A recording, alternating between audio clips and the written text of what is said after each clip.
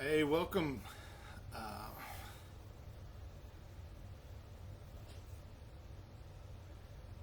Thanks for joining me tonight.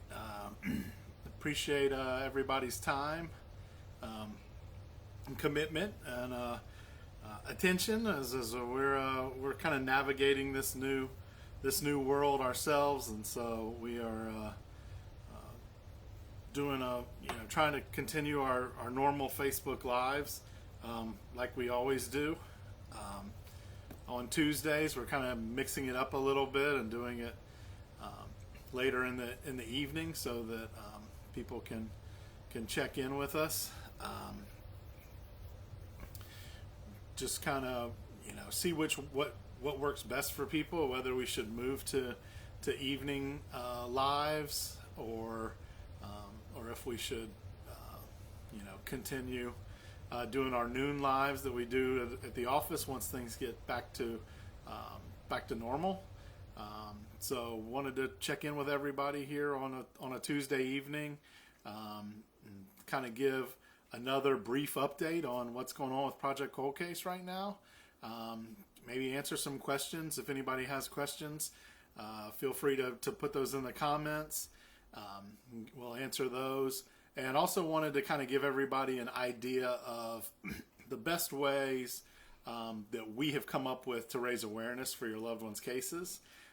So kind of the timeline of how that happens, what we do, the ways we're doing that right now. If you have questions along the way, feel free to ask. Excuse me. So first things first, starting out, I wanted to give a little update. We had some really good news this week. Well, I guess last week. So Friday evening, we got a message come in on Facebook Messenger that one of the cases that we have featured and raised awareness for on Project Cold Case, an arrest was made Friday afternoon. The victim was Vanessa Honey Malone. She was killed in Stone Mountain, Georgia in 2012. The story had always been that she went over to a friend's house, knocked on the door, and interrupted a robbery, and she was shot and killed during that interruption during the home invasion. That is yet to be seen how that plays out, if that was at all actually what happened. But what we do know is that the man that's been arrested for murdering Honey, he was an acquaintance. He was one of the people that was known to be in that apartment and around that apartment. So, but really good news Friday, like I said, Vanessa's mom reached out to us to make sure that we knew that an arrest had been made. You can go back through our timeline on Facebook and you can see, I think Saturday we posted a story about that and updated our Spotlight page as well. So, kind of the backstory on Honey Malone's case. She was submitted to us back in 2015 when we first got started, when we first launched a website. She was very early on. She is on our Faces of Unsolved Homicide page on our website, projectcoldcase.org. We did a spotlight on her that same year in 2015, in October, which was coming up on the anniversary at the time of her murder. The family had put up a rather large reward at that time, and were hoping that someone would come forward. Obviously, they didn't back then, but here we are 4.5 years later, and enough evidence was produced that they were able to make an arrest. Honey was one of our spotlights.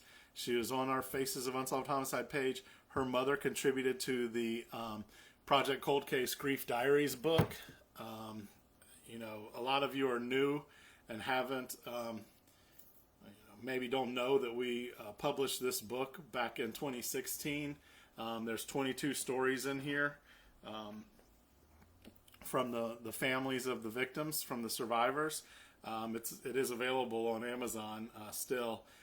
But Honey's mother was a contributor to this book. Honey's case is actually the second case featured in the book that has been solved, or the arrest has been made. So we're really excited about that. Still got a 18, 19 more to go, but we're making progress. So Honey's case was also featured in a deck of cards that we printed and handed out to. Sorry, I didn't realize you were sitting there until I said that.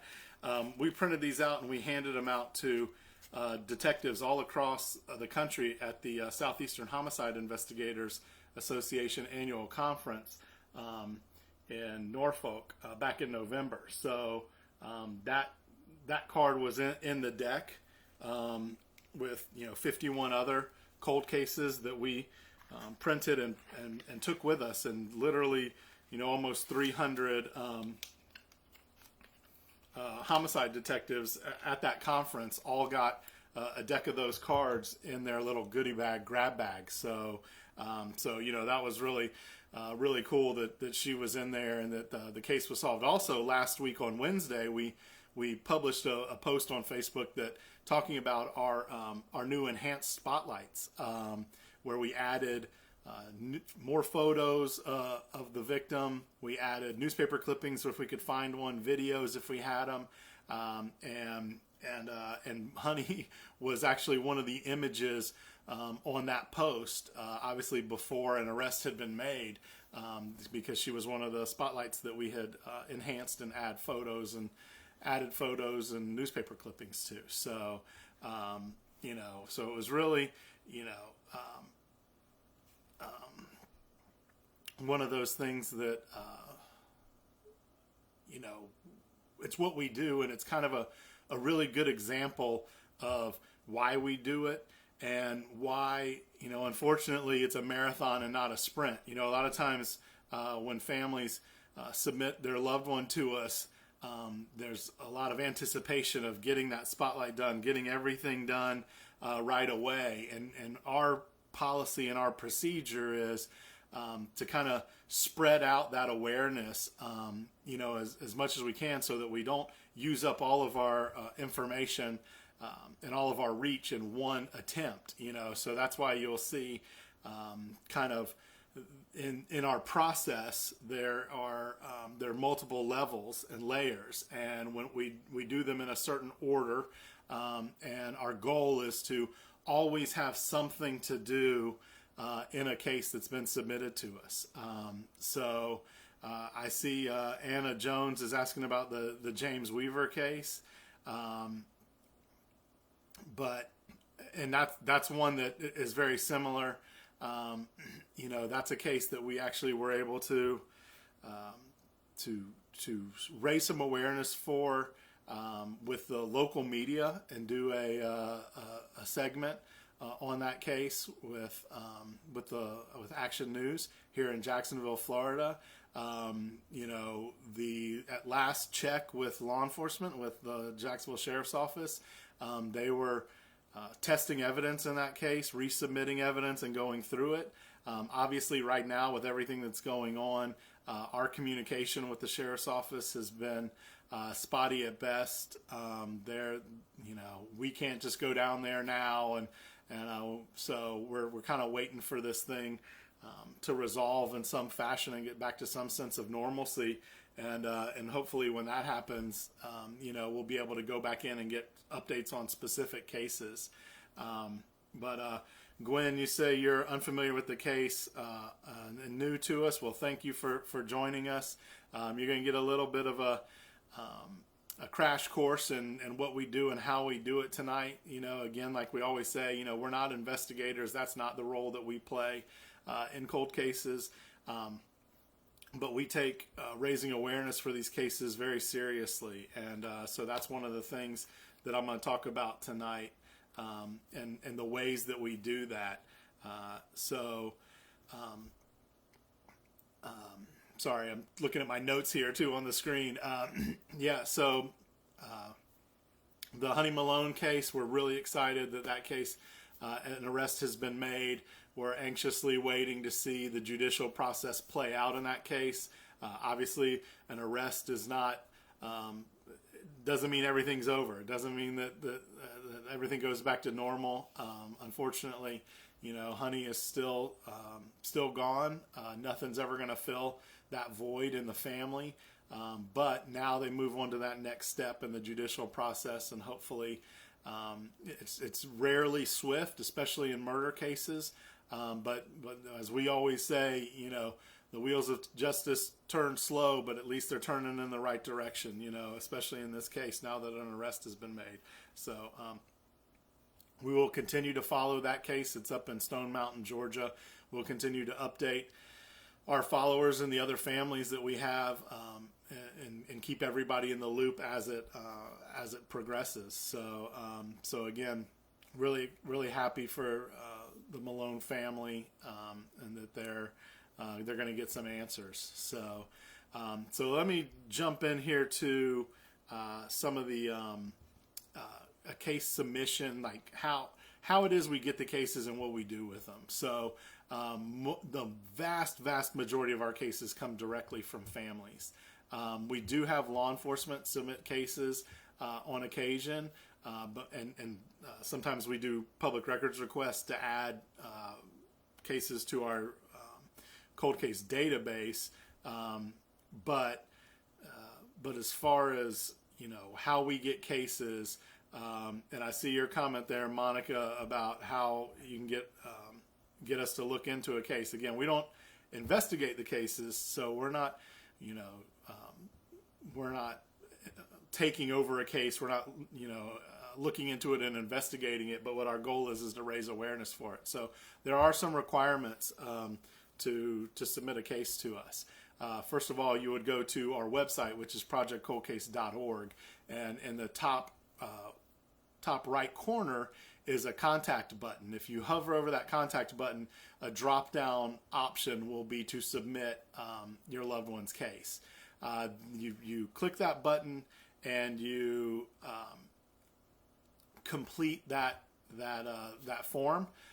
It's very basic form of information, but there are certain requirements to submit a case. So those requirements would be the case has to be at least 1 year old. And honestly, if we were to start this organization over again right now, quite honestly, we'd probably make that space a little bit longer. We have so many cases that don't get solved in a year, but then an arrest is made relatively quickly after that. It's really not uncommon for an investigation to take a year, especially in large cities, violent cities. So, our goal obviously is to let law enforcement have the time that they need to resolve a case. And in some cases, a case goes cold within a year, but most of the time, they're still actively pursuing leads and testing evidence in those cases. And it's really hard sometimes when we're getting cases that are a year old, and then the next minute we're getting a case that's 40 years old. You know what I mean? And so that's a big gap in there. That's a big time frame. And all of these cases obviously deserve to be solved, and we want to see them solved. But what we found is that, the older cases are the ones that don't have anything on the internet. The older cases are the ones that haven't been in the media in a long time. The older cases are the ones where the families, really start to feel like everybody is forgotten. And those newer cases still deserve to, that attention. But sometimes, they're still kind of in the public eye. And so, but for what we do, the case has to be at least a year old. We need a family member to submit that case. And I understand, sometimes people think that that's unfair. They're being helpful and supportive and doing what they can to assist a family that may be in need. And if you know that family, then all we ask is that you reach out to that family and have them submit the case, or at least if they're maybe not tech savvy, or maybe they would prefer they have somebody out on the outside that does handle those things for them, that they just contact us with and give permission for you to do it. And there's a couple of reasons for that. I want you just to picture having a lost loved one, lost a loved one to murder, and you don't know, that anybody cares. You don't know that anybody's looking. And one day you sit down and you just Google your loved one's name, and then all of a sudden our website comes up, and we have information that isn't 100% accurate. Maybe it's the date of birth is wrong. Maybe the date of death is wrong. Maybe the name is spelled wrong. Maybe there's some detail in there that is inaccurate, and that can be extremely painful to a survivor family and re-victimize them. And we certainly don't want to ever re-victimize a family. That is the absolute opposite of our goal. So we want the families to know that their loved one is going onto our website, and we want them to never be surprised by finding their loved one on our website.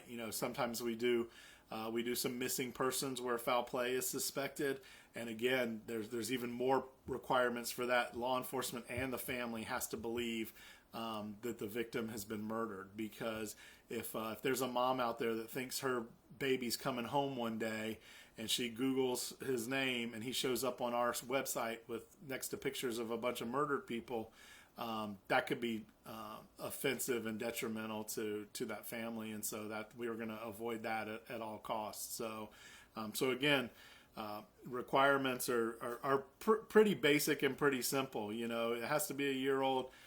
You need to be a family member, and it has to be a homicide, and that can include a vehicular homicide, a hit and run. That's specifically why we didn't say an unsolved murder or unsolved homicide. For those that kind of wonder what the difference is between those. Every murder is a homicide, but not every homicide is a murder. So sometimes homicides are justifiable, and sometimes you have vehicular homicides that are not murder. They lack the intent. Like a hit and run is kind of the perfect example of that. They may not have intended to hit anybody and kill them. They got distracted or whatever, but they did kill that person, and that's a homicide. We want to include that in our site. But if it's a suicide or it's a suspicious death, quite honestly, because we are not investigators, there just isn't anything we can do in those situations to help the families. It would be more of a detriment for us to look at a suspicious death or a suicide that maybe the family doesn't believe was a suicide. Those things are very complicated and take a level of expertise that is not what we provide to families. So again, those are our requirements to submit a victim to us. Let's see, I'm getting backed up on comments here. So we answered Monica there, I think. I'm going to get a little bit more into what we do to raise awareness. And Derek Charles is chiming in again. He's one of our biggest supporters. He's got a website that he does a lot with unsolved cases, and particularly cases where a suspect is known but has fled, and there's been a warrant issued, but that person has disappeared. He does a great job of trying to raise awareness for those suspects. He hopes that somebody will see them and turn them in and get those cases resolved as well. Amber, I got to apologize. The Shamir Garnello case is not ringing a bell with me. I don't know if that one if it's been submitted to us. I don't have any updates. It's not, we have a lot of cases. I pride myself on at least recognizing names a lot of times. I'll have to do a little digging on that one and see. If I can't answer the question here tonight, you can always reach out to our office Monday through Friday, normal business hours. Even right now through all this, we're taking calls, returning calls. The phone number is area code 904-525-8080. So let's see. Lisa, I'm looking at you. Stevie Scott, Hammerly. We're taking a murder together. Stevie was my father. Was paralyzed for 1 month. Let's see. Yeah, so I got Clint, my wingman, is, usually we're sitting in the same room doing this, and we're not right now. Obviously, we're social distancing, and he's running interference on some of these, and he's checking out our site to make sure. So she says he is in our system. So thanks for answering those. Let's see, Anne Marie Helm, yes, yeah. Well, you're welcome. Our goal again, and I'm going to get into how we raise that awareness, but is not to just one time share something and then we go away too, because we feel like that's what families ultimately feel like everybody does. Law enforcement is hot and heavy on their case right when it happens, and then either more murders happen or the case gets tough and it's hard to resolve, and and so the family feels like it gets pushed to the back, and in a lot of cases it does, even when it's not purposefully. But as the case gets further and further removed from the incident, it's harder and harder to solve, and there's reason why it's taking that long. Cases where the suspect is there right when it happens, and when police show up, it's pretty easy. Cases where nowadays where there's DNA left at the scene are usually resolved pretty quickly. If a case starts taking a while, there's usually a reason, and that reason is probably because there's not enough evidence. They either don't have a suspect, or the evidence they have is not enough to arrest that suspect. So, those are all the things that we try to remember, so that when we raise awareness, when the media has moved on to the next victim, there's the family starts to feel like their loved one's forgotten and that nobody cares anymore. That's where we like to come in and show them that someone does care, and so we do space those things out. And I know it's frustrating as a family, waiting and being patient in these cases. We have just found that really is the process that works best for us, and we evolve and we change our tactics and our policies and our procedures and our way of doing things pretty regularly, honestly. We have a great team in our office, and we when we have the luxury of being in our office, we brainstorm whenever an idea hits, and we come up with ways all the time. Jennifer Carlisle is saying that they requested a meeting with the elected state attorney and the elected sheriff here in Jacksonville, and then COVID-19 happened and we didn't hear from them. Excuse me. Expect that. Any families that are listening right now, anybody that's trying to reach out and trying to make contact with a detective, with a sheriff, with a state attorney, with a prosecutor, with an advocate, we are truly in unprecedented times, and we are doing our best, and we're trying hard to juggle all those things. We're having the same issues, Jennifer. We have had meetings scheduled that got canceled. We had a cold case that was going to be featured here in Jacksonville on three news stations, and was scheduled to all three news stations were scheduled to come down in different time slots down at the Jacksonville Sheriff's Office. We were going to be there. The detectives were going to be there. It's actually the Pat McMinn case, Cecil Pat McMinn. He's spotlighted on our website as well, and those interviews were supposed to happen March 23rd or 24th. I can't remember exactly which day it was. One of those 2 days, and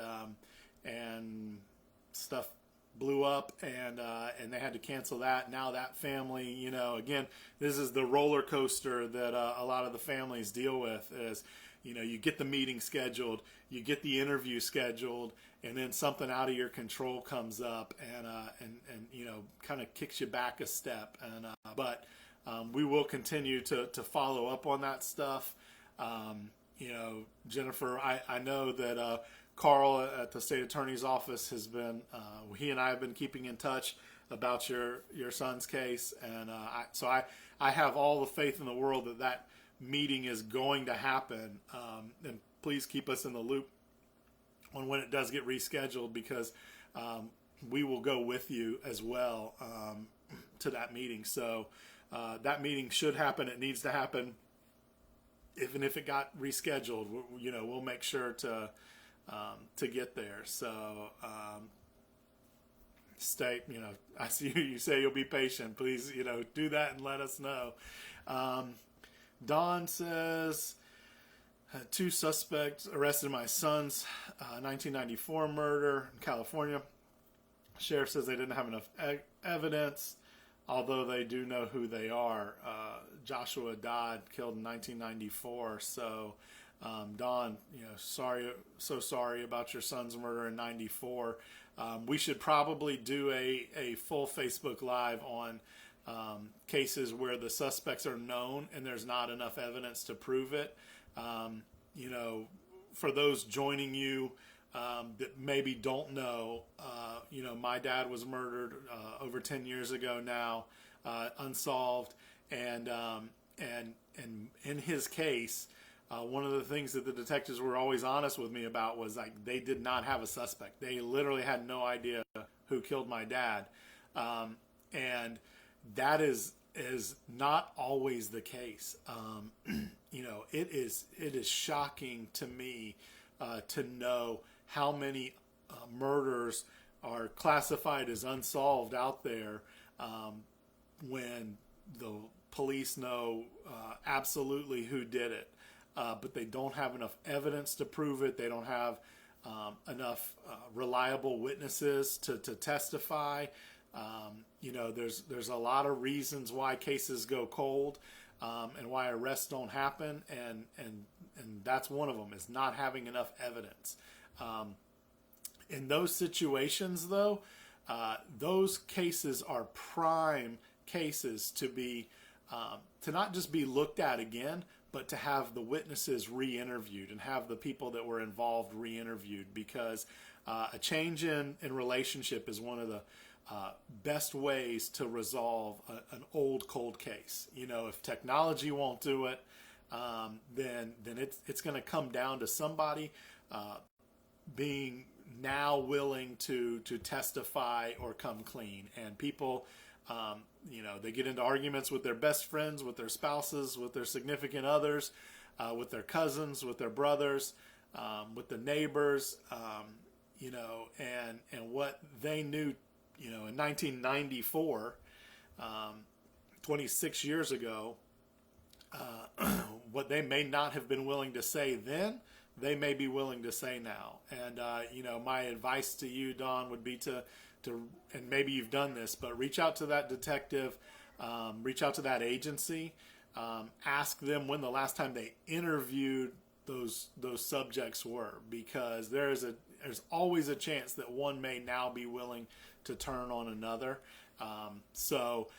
In cases like that where they know who did it, it really, really, really comes down to to reworking the case within those interviews, and not necessarily retesting the evidence. Those are kind of two different ways to approach a cold case. And depending on what physical evidence you have, the easy thing to do is to just resubmit the evidence for testing. In a 1994 case, that should have been done if there was physical evidence.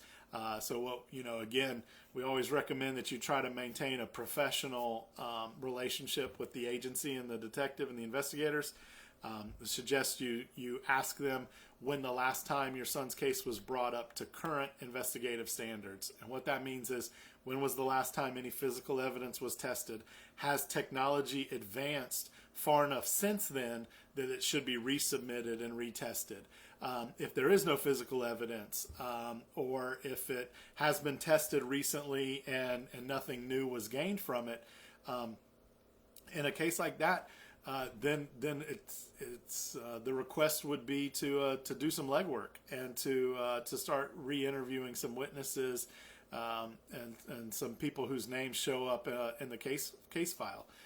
So that's excuse me. That's kind of where I would direct you, Dawn, to look.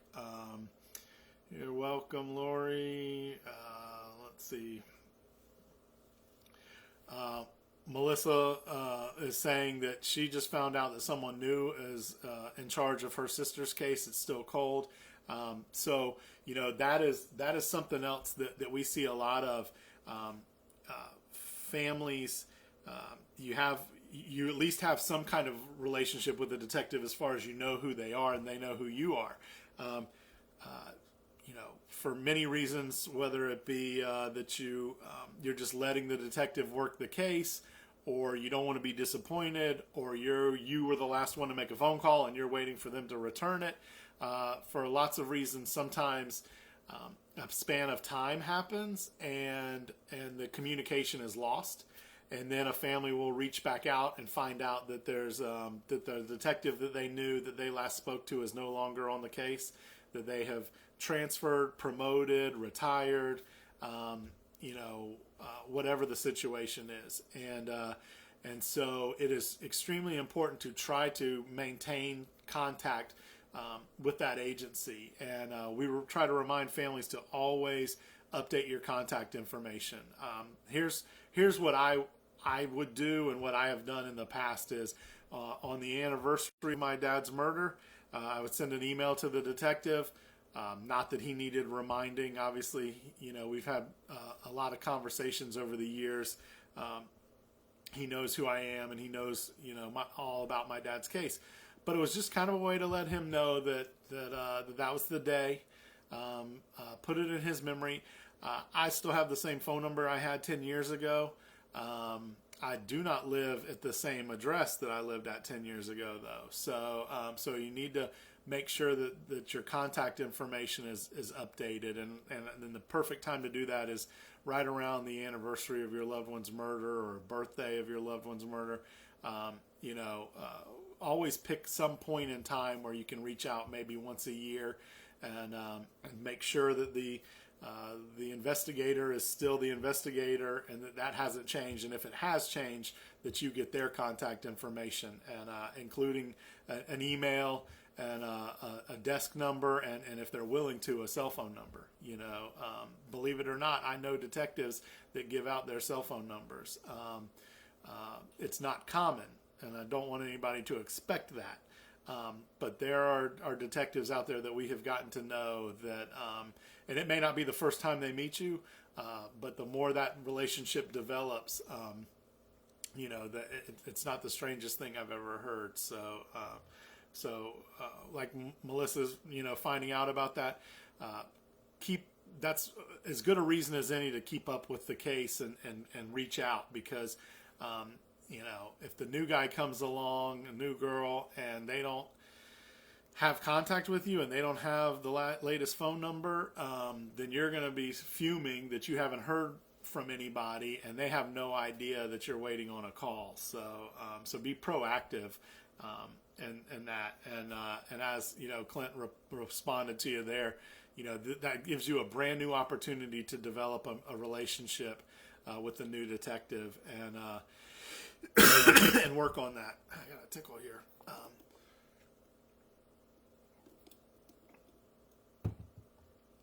So the new detective said that unless there's any new leads, it'll remain cold but open, and that's pretty standard across the country. In cold cases, they do not close a homicide without an arrest, or there are certain situations where they can clear that case, but those, by exceptional means, those are typically like death of the offender. If the person that killed your loved one gets in a shootout with police, 10 years later and is killed, then they'll clear the case that way. But there's very few ways that they can clear a case exceptionally. It's usually by arrest or death of offender. And then outside of that, the case pretty much remains open. But open and active are two very different things. So, when it comes to communicating with law enforcement, it's really, really, really important to know the right terms to use. If you call up and ask, is this murder open? They're going to say yes, because they didn't close the case. They didn't clear the case. But you call up and ask, is that investigation active? And you're going to get a different answer. And so this is going to circle back around here to why raising awareness for these cases is so important. Because if Melissa's case, the case that she's looking at with her sister, if it's open but not active, the police are not actively pursuing any leads, they're not retesting evidence, they're not interviewing anybody. But say Melissa starts sharing that a spotlight on social media, gets in touch with the local television media, those are the things that now it triggers somebody's memory. Now somebody that's gotten out of that bad relationship, gotten over an addiction, overcome an addiction. Now they come forward, and so when a case is open but cold or not active, and that call comes in, that case is immediately hot again. It's not cold. Those detectives have to look into that lead. So it's important that especially if they are not promoting awareness for the cases within their agency, that you are, as a family member, that we are as a nonprofit organization that serves those families. So that's important, and that's why we continue to raise awareness spread out over a long period, because we don't know if we're going to reach that person or how to reach that person that has the information. So we're going to, try multiple ways and multiple avenues to do it. And if somebody does come forward, then that case that is open but cold will then be open and active and hot, and may actually result in a resolution. Sometimes you have to step back emotionally from the case and recognize that there are times in these cases where there is nothing else to do. All the evidence has been tested, all the witnesses have been interviewed, and there, you have to wait for technology to advance. You have to wait for a witness to come forward. And so there is nothing you can do in that waiting period as an investigator and as a detective. And that's a hard pill to swallow. That's extremely difficult. It was really, really hard for me, because even while I was trying to come to terms with the fact that my dad's case might not get solved, it didn't even dawn on me to think that at some point police would stop looking for the person that killed my dad. But the more, again, logically, when I stepped back from the emotional part of it and thought about it, they had tested all the evidence. There were no other eyewitnesses, so there was nobody to interview. The case was cold, and that was where it was. And there was nothing else they could do short of knocking on every single door in Jacksonville, and that's just not efficient, So, sometimes law enforcement is not going to admit this, but that's why they need the family to be somewhat involved, why they need an organization like Project Cold Case to step up and help raise awareness, because who's going to do it? You know what I mean? And as you know, if you've lost somebody, one of the hardest things is to be completely helpless. You can't participate in the investigation. You can't force witnesses to come forward and be willing to testify. You can't force technology to be able to extract DNA from physical evidence.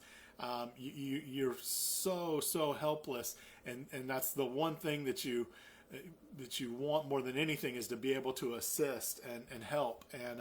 And so this is kind of that way. This is what we have found works for us and works for a lot of families. Let me see here. What would I have to do to get you guys to take a look at my son's case? Renee, we're not investigators. As I mentioned, I don't want to go too far back. When this live is over, you can start the beginning. We covered what our role is, but I will tell you this. Go to our website, projectcoldcase.org. In the top right corner is a contact button. Hover over that. There's a submit case tab underneath that. There's a questionnaire for you to fill out. There are some requirements and some prerequisites that the case be over a year old, that it be a homicide, and that it be that you be a relative, and obviously you are if you're saying your son's case, and then we can start raising awareness for them as well. My old colleague and co-advocate Sandra Jones is chiming in with us. Hey, Miss Jones, I hope you're doing well and staying healthy, not being silly, not out there hanging out at the malls or anything. I need you to be happy and healthy when this coronavirus dies down, because we got work to do on your grandson's case. You said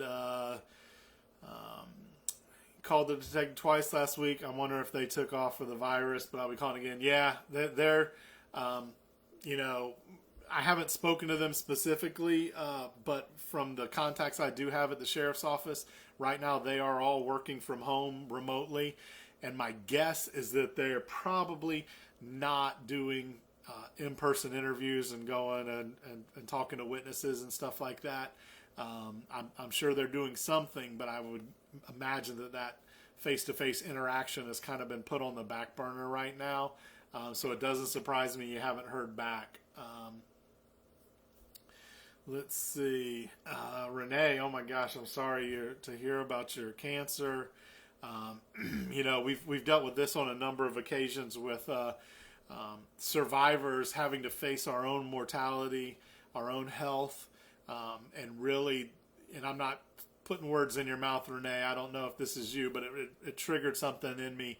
As parents get older and their children were murdered, as siblings get older and they are dealing with health issues, the one thing that is consistent is no one wants to leave this earth without knowing what happened to their loved one and who did it. And everybody should know that information. And we have had to face that struggle on a number of occasions. And we've lost some people that didn't find out or haven't. There still hasn't been an arrest, and that always hurts. Families pop into my head right now where they're suffering from cancer and worried about surviving it and seeing their loved one's case through. Cases where parents have passed away, cases where parents are in really, really bad health. Cases where children are now reaching that age where their health is in decline and they don't know if they're going to ever find out who killed their parent. And it's really, really hard. It's unfair, but it's, again, another reason why we keep trying to do all we do to raise awareness for these cases. Let's see. So, Glenda, your sister's been missing for 18 years, no answers. I'm not sure if you were watching earlier.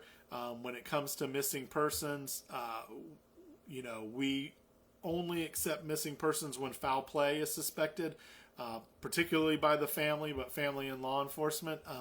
We only deal in unsolved homicides. So what we don't want is we don't want somebody who expects their sister to come home after 18 years in hopes that they're going to walk through that door one day to see that their picture up on a website for homicide victims.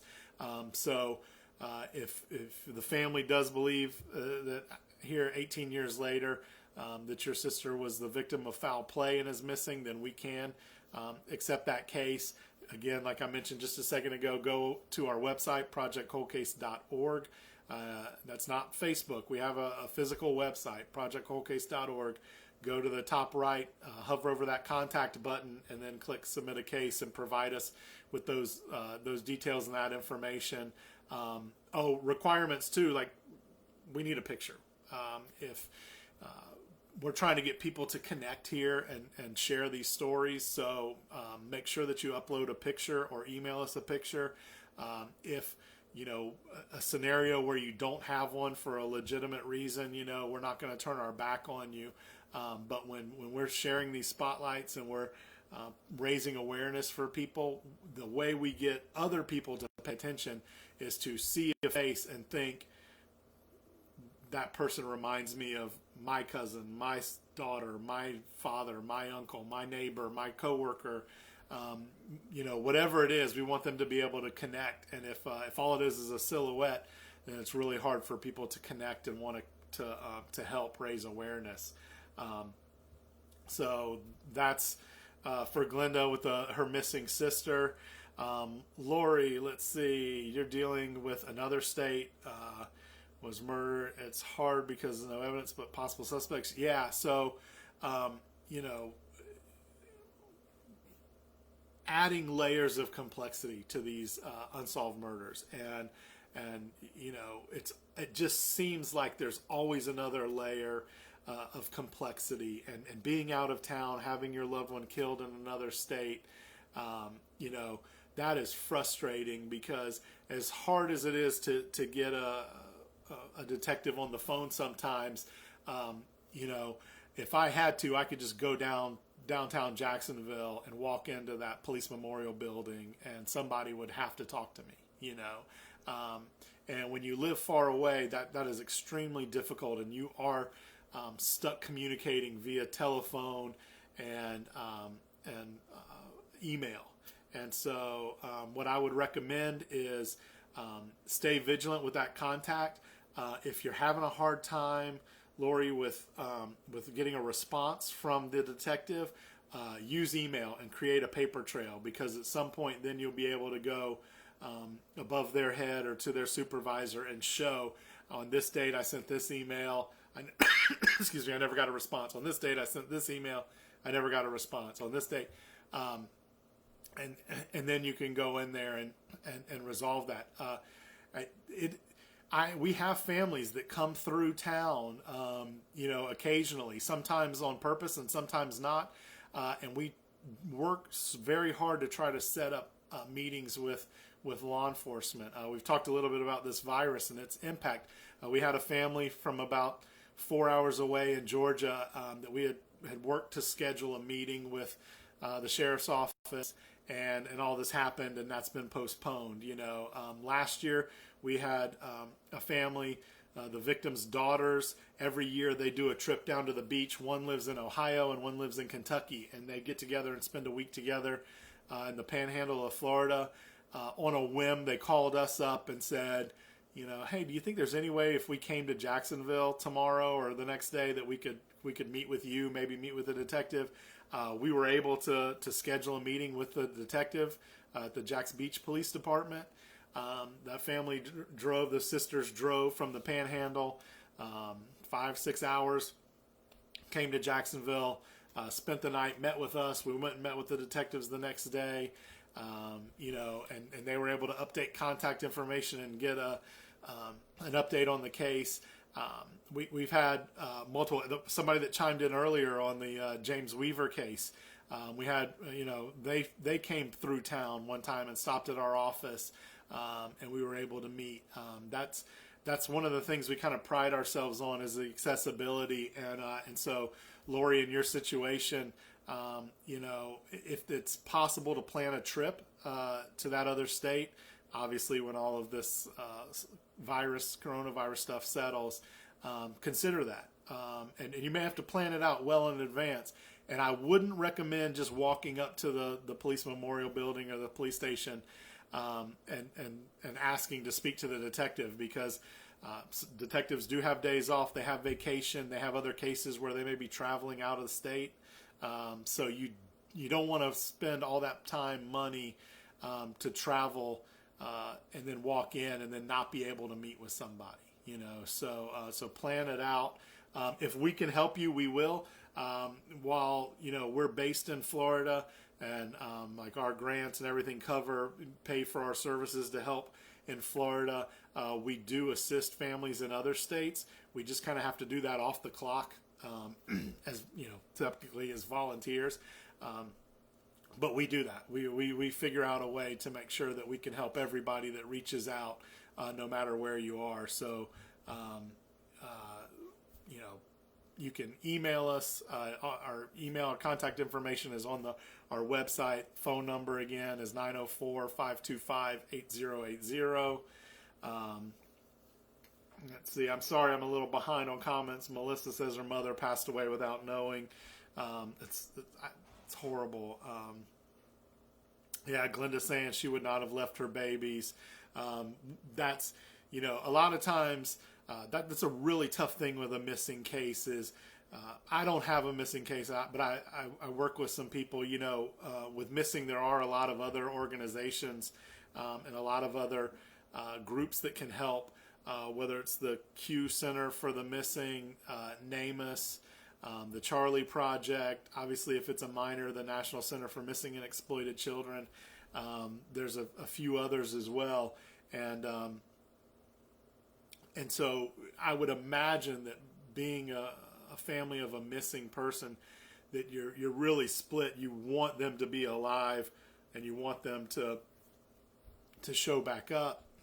But then on the other hand, as those years go on, you probably start to realize that it's less and less likely that they're out there, and now you just want to have some kind of resolution, and you want to know where they are and be able to give them a proper burial if that's the situation.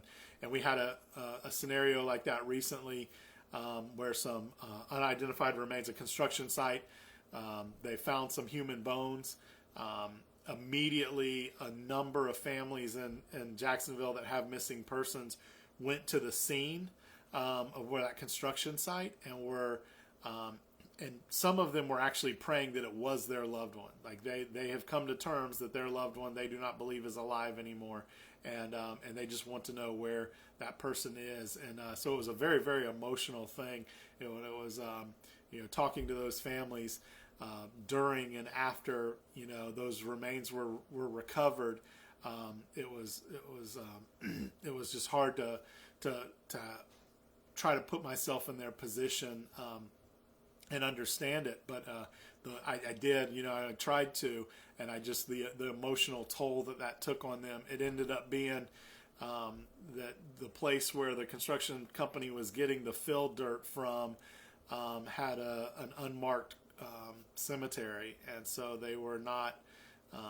It was not a missing person, and it was not a homicide. It was a unmarked grave that had inadvertently been dug up, and then the remains transferred to the construction site.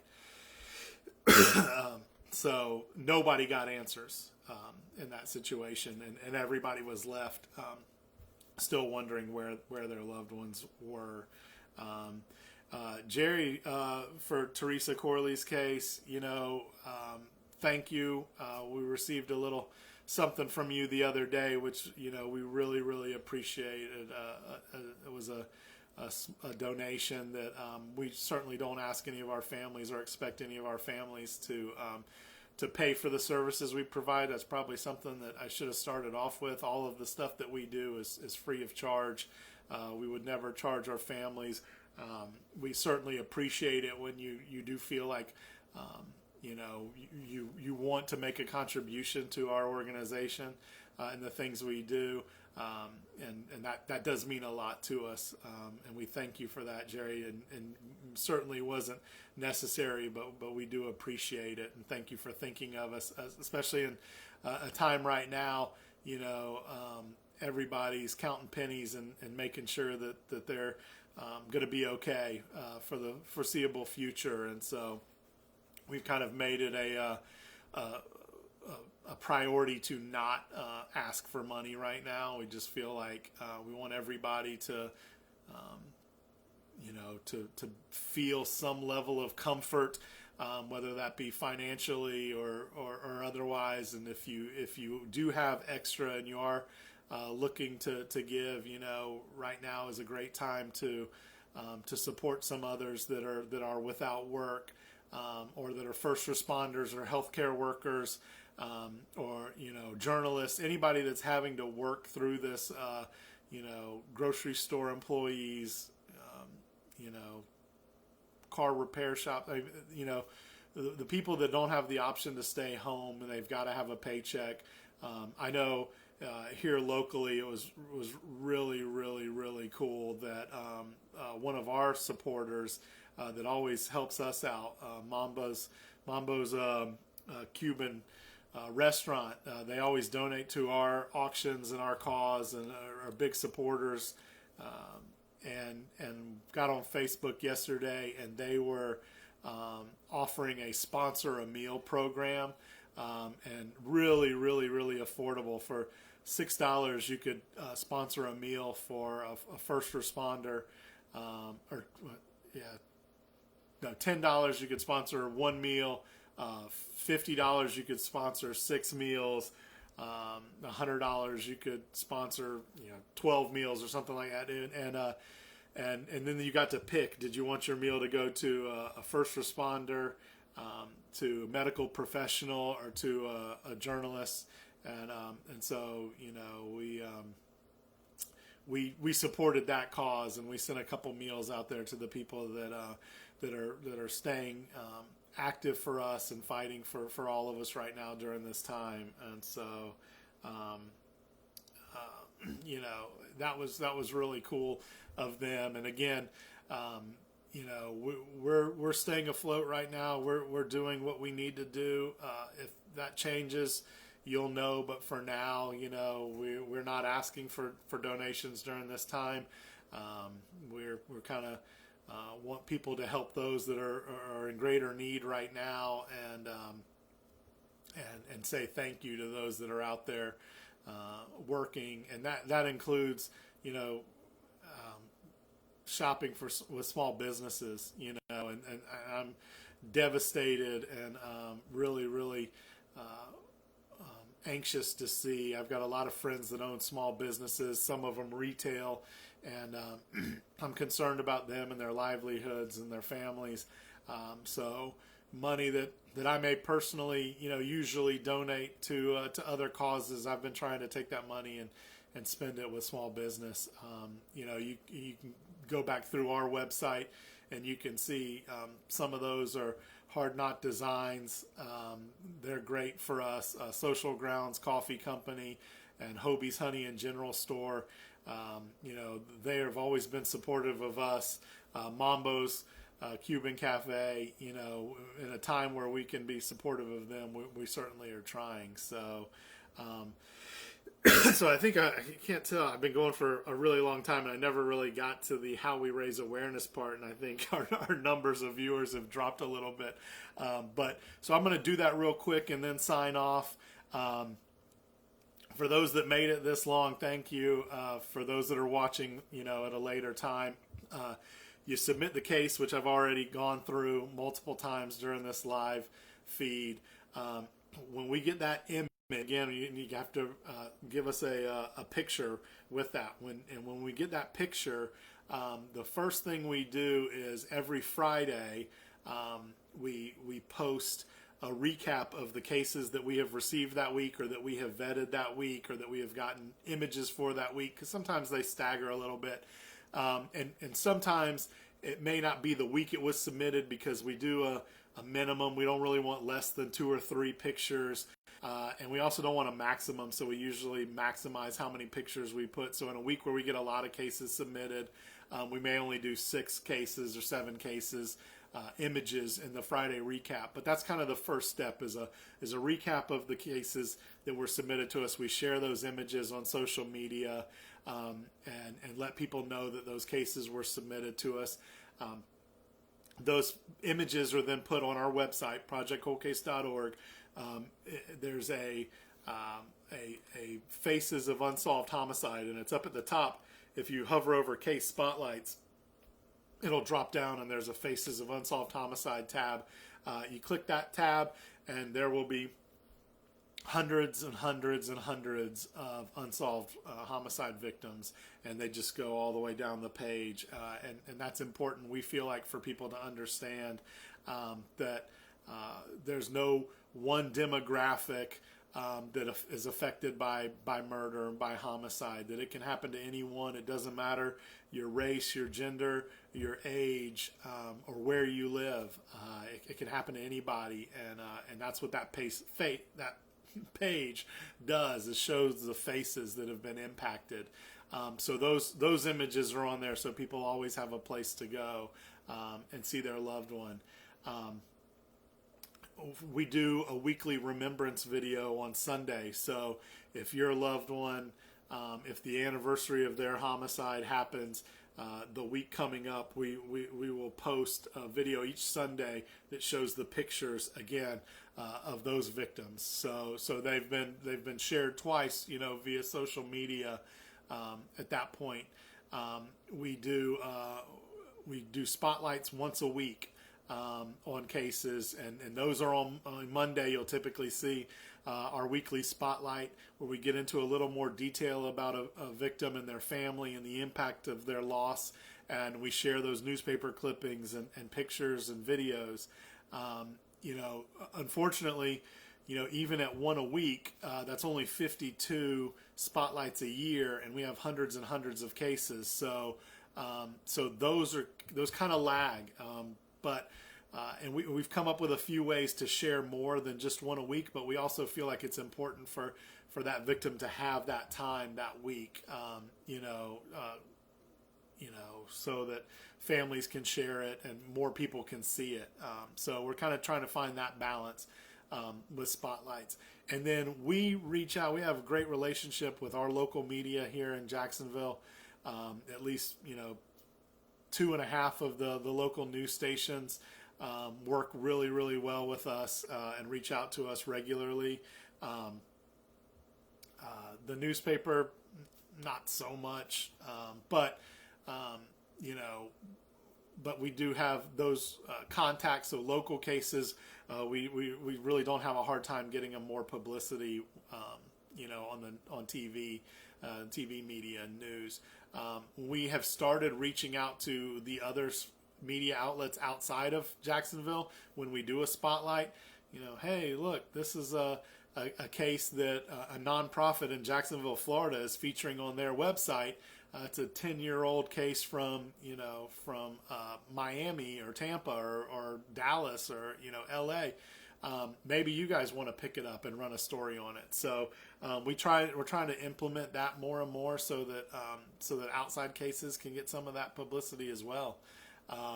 I've kind of mentioned earlier the spotlight enhancements. If you go back to our website, projectcoldcase.org, and click on that case spotlights tab at the top, that's going to pull up all the spotlights that we have done so far. You click on any of those pictures and you'll get a written spotlight.